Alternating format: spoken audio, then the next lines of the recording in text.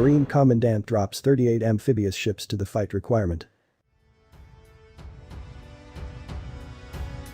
Marine Commandant drops 38 amphibious ships to the fight requirement. The Corps has held steadfast for nearly a decade on its requirement for 38 amphibious ships to haul Marines and gear to the fight. Now the new top Marine says that's no longer the case.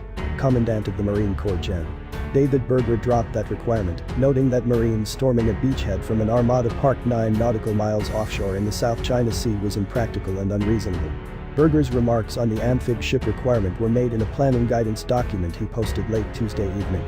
We must accept the realities created by the proliferation of precision long-range fires, mines, and other smart weapons, and seek innovative ways to overcome those threat capabilities, Berger wrote.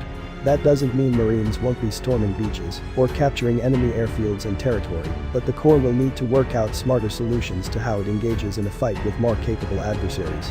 A new ongoing force structure assessment would help inform the Corps on the adequate numbers of the right types of ships, Berger said.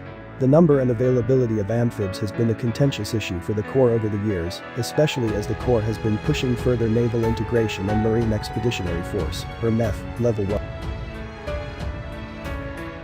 The March Pacific Blitz exercise off the coast of California pitted nearly 5,000 Marines and sailors against a near-peer competitor in the Pacific Ocean and involved at least 4 Navy ships. It was an example of the kinds of large-scale amphibious operations the Corps is trying to train for as the force moves beyond counterinsurgency conflicts, but the availability of amphib ships has been a problem. A 2017 Government Accountability Office blasted the Navy for not fulfilling most of the Corps' requests for amphibious ships for training. Chief of Naval Operations Administration John M. Richardson and then Marine Commandant Gen. Robert Neller just testified in April before lawmakers about the need for a 38 amphib fleet. We still have a requirement for 38 amphib ships. We believe 12 big decks and 26 LPD amphibious transport docks similar hull forms. And so we would like to get to 38 ships, Neller told lawmakers.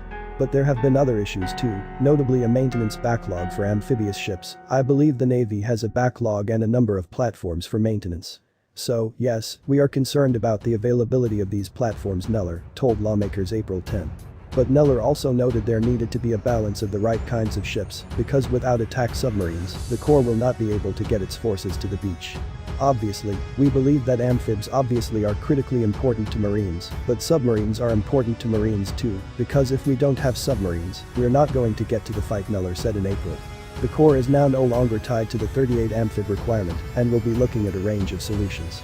We will build one force optimized for naval expeditionary warfare in contested spaces, purpose-built to facilitate sea denial and assured access in support of the fleet's Berger.